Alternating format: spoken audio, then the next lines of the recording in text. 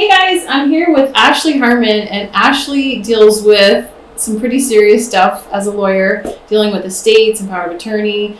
And we're going to ask her a lot of questions that that come up in conversations with our clients during a really tough time when parents need to go into nursing homes or they've passed away, and then you kind of step in at that point.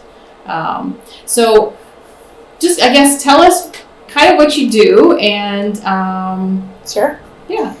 So I am a lawyer, and I practice in the area of mostly estate law, so dealing with estates, estate planning, so wills and powers of attorney, also estate administration, probate, even estate disputes. I go to court for disputed litigation, contested litigation, all sorts of different applications to the court regarding incapable adults or estates where somebody's passed away.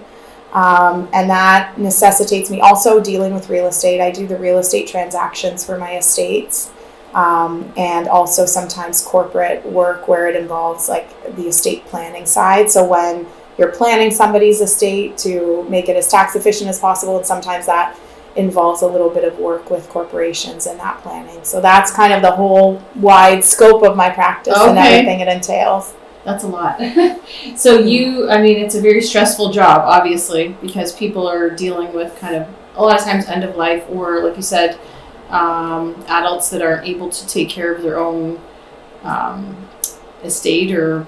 Yeah, well, it shouldn't be stressful if you're a good fit for it. Like, I love dealing with families that are going through these issues, because I believe that by being involved, I make it a little bit easier on them. Mm-hmm. And I like people. I like meeting people, and I like helping people. And there's a good chunk of my practice on the planning side. So I'm helping people avoid... I've seen how bad things can go. Right. And I'm helping people get everything set up and all their ducks in a row so that they never have to deal with the problems and the heartache that some of my clients have dealt with. And so there's a lot of joy in that side of my practice. So just being proactive. Helping people get everything done correctly so they don't run into the problems that I've seen other people run into. Right. But yeah, when you have the clients that have, it's already way too far gone and they're in a bit of a disaster situation, it does tug on the heartstrings. So it can sometimes be, a heavy weight to be involved in those types of cases. Yeah. Definitely does happen. So part of the pre-planning, I've had a few situations where actually one of the situations, which probably doesn't happen that often, we put the house for sale, and during the sale, the father passed away while we were selling the property. Mm-hmm. Actually, we did have a firm sale. So it hadn't closed yet, but the father had passed away, and so there was a lot of paperwork, and the lawyer said you could have avoided this if you would have signed something before that all happened. I don't know, like maybe signed it over to the son before, because he was in like hospice or something, so there's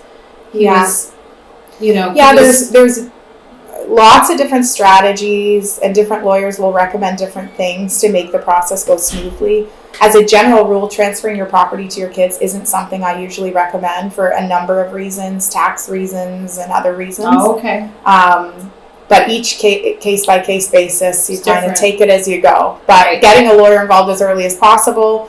These things are unavoidable, like people pass away in the middle of transactions, and there's definitely a good lawyer just gets it under control pretty quick. Right. So at what point, we have clients where the parents are still in the home, they feel that they're not able to live there any longer, that they should have someone handling like power of attorney, but they're not able to convince their parents of that. Like, would you get a lawyer involved at that point, or would you call your doctor? I mean, at what point? A couple of things, like adults, like a power of attorney, there's two types of powers of attorney, for example. One is the power of attorney for, we'll call it health for simplicity's sake, and that's where you designate someone as your proxy to make all your health decisions if you're not able. Right. And you have to sign that document when you are 100% with it. Like, you have to do it while you're young, while you're healthy. This is who's going to make my decisions if I can. And then you also have a power of attorney for finances.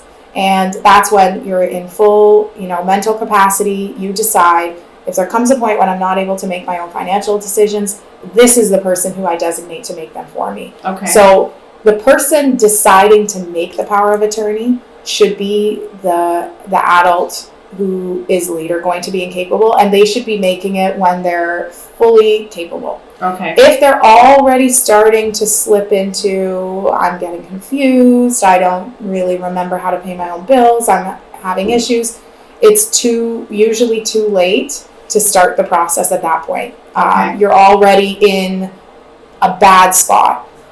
Red flags for me go mad when a child calls me and requests a power of attorney for their parent. I'm already super, super suspicious, because you never want to pressure somebody into making you their power of attorney. It's a huge role of trust that somebody places in you, and they should give it freely because that's what they want. Like, right. You know what? If I'm ever incapable, I want my daughter to take care of this for me. I trust her. I believe in her. If daughter is pulling mom in by the coat to the lawyer's office and saying, tell this lawyer I want to be power of attorney, I'm kicking that daughter out of the office and sitting the mom down saying, are you okay? Is this lady pressuring you? Yes. Because it should be, if the parent has the right to make their own decisions, they should be making them. If they're able to make their own decisions, if they're past the point of being able to make good decisions for themselves, if they already have cognitive decline or dementia, or they need help of their siblings or their kids or whatever the case is, then at that point, you're past the point of starting the process of making a power of attorney. You all either have to already have one from years ago that we can look at and defer to that person, right? Or you need an adult guardianship at that point. And then the child could come in and say, I need to hire you. I believe my mom is not capable of making her own good decisions at this point, and she's a risk to herself, and she needs me to step in and help her, but she's not capable of really understanding what's going on, so I need to apply to court to become her legal guardian. And I do a lot of those as well.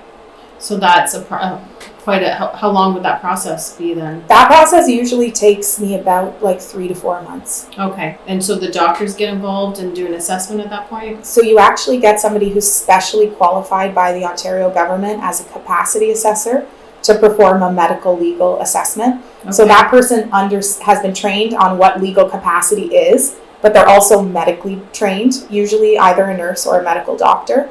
And they're able to perform a medical legal examination to determine if the person meets the legal requirement for making their own decisions or not. Okay. And then they provide a report, and then the lawyer puts together a court application that includes, among other things, the medical legal report, and then asks the court to grant guardianship to the proposed guardian. Okay.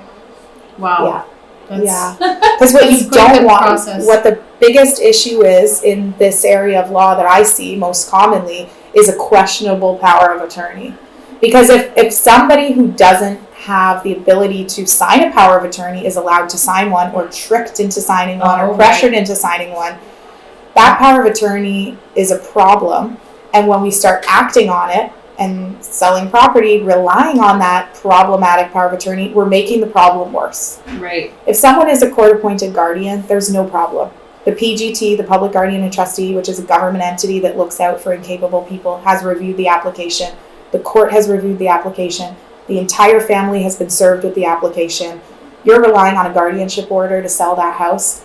It is good as gold. Okay. Everything is legally in order for you. Right. If you have a power of attorney, some of the red flags as a real estate agent would be if the power of attorney wasn't prepared or signed by a lawyer, if family members have witnessed the power of attorney, if they tell you, we printed it off the internet, if they, for example, the power of attorney was signed 2 months ago, but they're telling you their parent has dementia, these are all red flags of this is going to be a huge problem in the real estate transaction. And a good real estate lawyer is going to find it.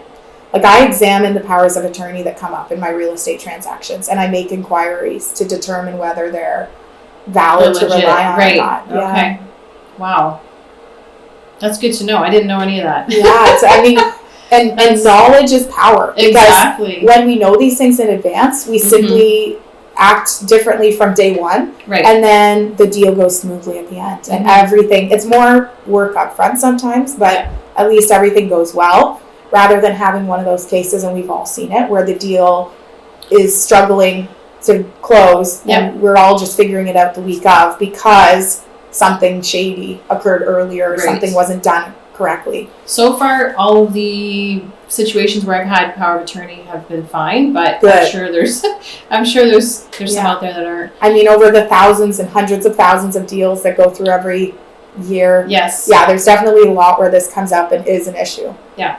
Greedy kids. And sometimes it's just pure mistake. Sometimes the kids weren't trying to do anything wrong. Sometimes the kids thought, okay, mom needs power of attorney. I was told by my friends or the person at the bank. People at the bank will often say, make sure you get a power of attorney done for your mom. Sometimes the banks will have their own powers of attorney they print out and give to families. Oh, wow. And the families could be perfectly honest people. They're not even trying to create any sort of problems here. They think they're doing it right. Right. They just didn't get legal advice from an actual lawyer. Right. And then cue the problems rolling in. Right. One of the big questions is all about probate. And to me, it's kind of confusing. I've heard lawyers speak about it, and I've looked it up online, but probate is a big thing, obviously, when we're selling a house, because that has to go through in order for the deal to close. Yeah. What can you explain simply what probate is and why you need it? And if I've seen a situation where we didn't need it, so in what situation would you need it or not? So probate is just it's not the technical term anymore that the courts would use. But all of us lawyers still use it because the technical term is now certificate of appointment of estate trustee with or without a will, which is such a mouthful. Oh my goodness! That we just call it probate, which is the old term for it. But basically, what it means is the court designating an estate trustee and giving them the legal, confirming their legal authority to act on behalf of the estate and contract on behalf of the estate. So if there is a will, the person named in the will as the estate trustee has legal authority to act on behalf of the estate by virtue of the will, but the land registry office will not recognize their legal authority until the court has confirmed it. So the land registry office wants to see confirmation from the court in the form of a probate certificate saying that this is a valid will and this is, all bona fide. There's nothing shady going on. This is the real estate trustee you're dealing with, and they have full legal authority to change title on this. And so they will accept a probate certificate over a will. And in the case where somebody dies without a will, the probate certificate is definitely necessary because without the probate certificate, we don't know who the estate trustee is because there's no will. Right.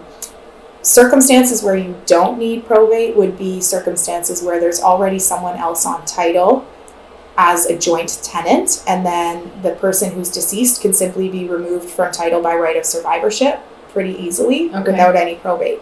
So that's one situation where you would avoid probate. Saying that with caution, you don't want to add someone on to your title solely for the purposes of avoiding probate, because probate isn't that big of a deal compared to all the problems that can come from adding somebody to your title. Right. So definitely seek legal advice if you're thinking of doing that and you're a listener here. Another way that we can avoid probate is called a first dealings exemption. So when we transferred from the paper version of deeds and all the deeds being changed in person by form of paper at the land registry office, and we moved everything online to the online land registry system, every piece of property got one freebie to be transferred without a probate certificate. Okay. And so, I just had a case this morning where the family bought the property in 1950, and they've never changed the deed since 1950. Okay. And the person holding the property passed away, so it can be transferred without probate. Yeah, okay. That's rare. We don't see that often anymore. I was under the impression that probate had something to do with the dollar amount of the estate. If it's under a certain amount. Nope. There's a couple of misconceptions about probate. One of the things people think is that you only have to go to probate if it's contested. Right. If the estate is contested, they think, well, everybody is agreeing and nobody's fighting, so we don't need probate. That's wrong. A lot of other people think you only need probate if there's no will, and that getting a will avoids probate. That's wrong as well. And the third thing people often think is that it's governed by the amount that the estate's worth, right, which isn't correct. You can get probate on an estate that's only worth $15,000 if it's required. The reason, probate is simply required if there's any land that has to be dealt with that's in the sole name of the deceased, and if the first dealings exemption doesn't apply. And usually the banks will require probate too. So the any financial institution that is like a reputable bank institution will freeze accounts when somebody dies and refuse to release the money unless probate happens. And the reason being, they're nervous that the person coming to them isn't presenting a true copy of the will, or maybe there's another will floating around. Yeah, they don't want to be on the hook for it if there's a misunderstanding. So yeah, probate is required in most estates. If there's not, like, say for example, there's a husband and wife with a joint estate plan. If everything they own in this world is owned jointly, then the first of them to die doesn't require probate, but the second usually will. Oh, okay. Yeah. Okay. We just had a situation where the home was sold, and the lawyer was going through with the probate. He said because it's a firm sale, they could get the probate in a few days, versus if there's no firm sale, it takes months. I don't know if you're noticing that. Probate has to be... It basically is just submitted to the registrar's office of the courthouse where the deceased died. And all the different courthouses have different processing times just based on workload. So before COVID, I was seeing them process, and they just do it on a first come, first served basis. But I'll get to that in a second. So you basically drop off your probate and they put it in its order on the first come, first served basis, and they get to it when they can. Pre-COVID, I was maybe seeing my probates come back like after 3-4 weeks. Now it can be 4 to 6 months. Oh my goodness. There's different, I submit probates all over Ontario for people. So I've done Hamilton, I've done London, I've done Chatham. Like London, I just got a 2-week probate. Like, so different courthouses have different time frames. Like Toronto, I don't know, 8 months I've heard at times. Oh my goodness, wow. But if you call the courthouse and if the lawyer faxes them a special request to expedite the probate application on the basis of an impending sale, they will often do that. Okay. That's just because the people who work in our registrar office are really nice people, and they are helpful, and they want to be helpful, but it's not guaranteed that that's going to happen. You can also get a court order to expedite probate, which I have got court orders to do that before as well. What, so this situation we just had recently, the executor of the will was a cousin. She had no immediate relatives, and she asked him to be the executor. First question is, if someone's named you as executor without asking you, can you say, no, I don't want to be the executor? And what happens if there's no one else to take that role? Yep. You can always turn it down. And too many people don't know that, because you should really think seriously before you accept. This whole situation was, like, I'm sure you've seen worse, but he said yes. He was just a cousin. She was a hoarder. The house it needed so much work to be done before we could even put it on the market. So he physically he's 70 years old. He had to do that. Out of pocket, he's paying to get people to remove all the junk. The bank account was open for a bit, but then it got closed, like they shut it down. So that money wasn't available. So he had to get appraisals of art. He had to get appraisals of coins, it turned into it, like, he's like, if I would have realized how much work an executor had, I wouldn't have done it. And the lawyer actually said to him, if you go and sell her artwork, I mean, the money's supposed to go to this charity or that charity. It was mostly charities getting the money. But if you go and sell it and you sold it for $5,000 less than it was actually worth, if one of those charities can prove that it was worth more, then he said the executor's actually on the line for the difference, personally. Sounds like which he had a good lawyer. Which is kind of scary.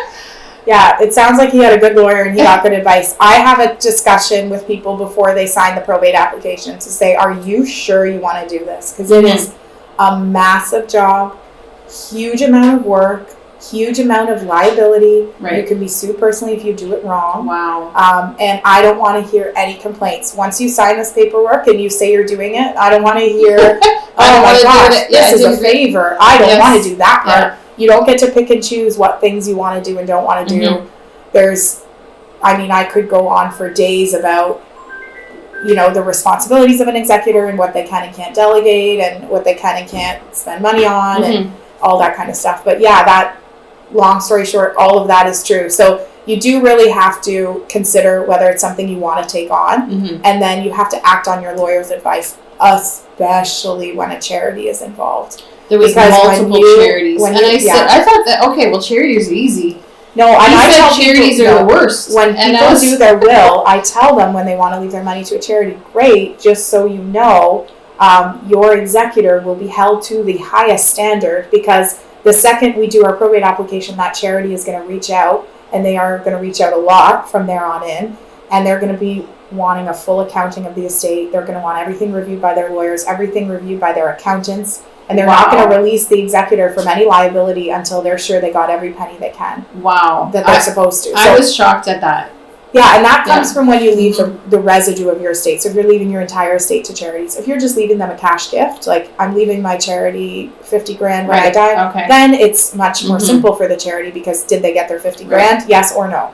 If yes, then you're off the hook. So if this situation was hard my entire estate. There was coins that the value of the coins had to be left to this charity, and the value of the stamps went to this charity. So it was super complicated because I mean she had 77 Rubbermaid bins of stamps.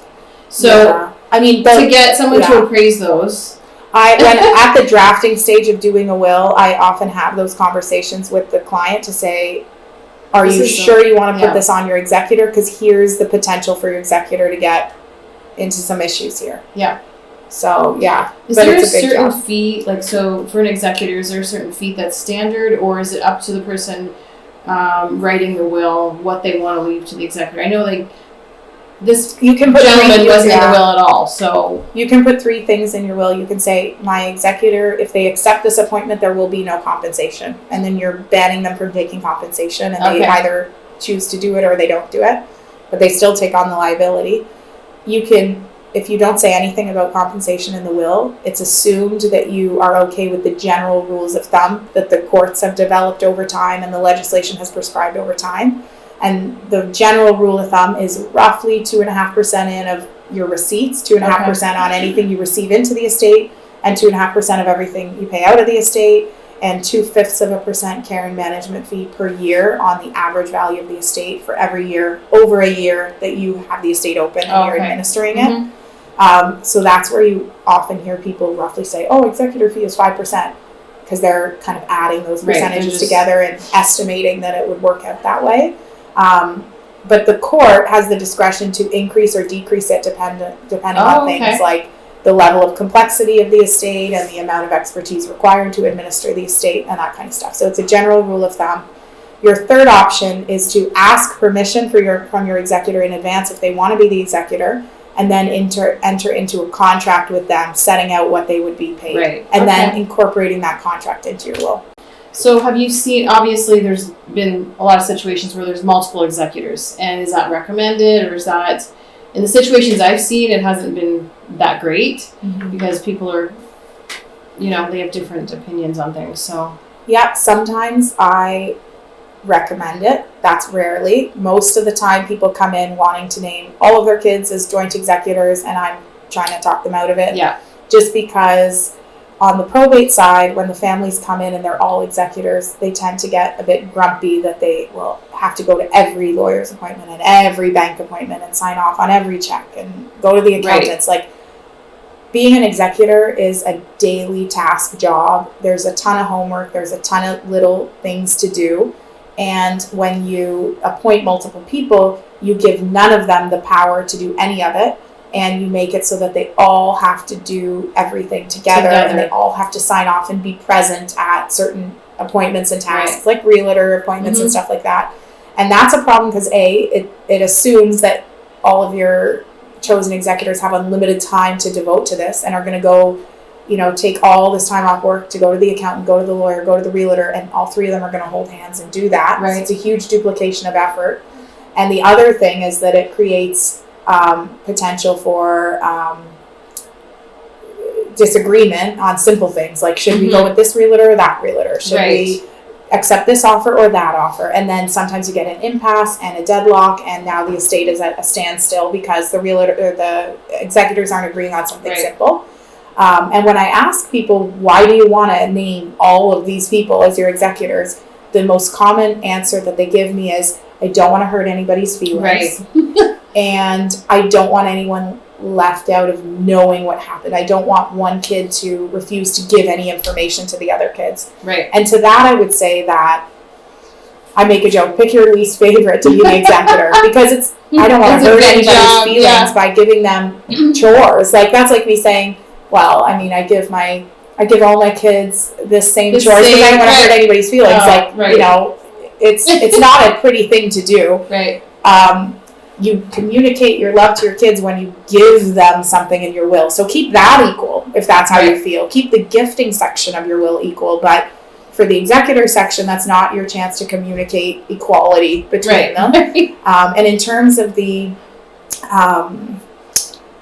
information, all of the beneficiaries that are residual beneficiaries of the estate are entitled to information from the executor. And if the executor won't give it freely, they can go to court and compel the executor to provide the information immediately. Oh, okay, wow. So there's no messing around with not telling people what was in the estate or how much money was there.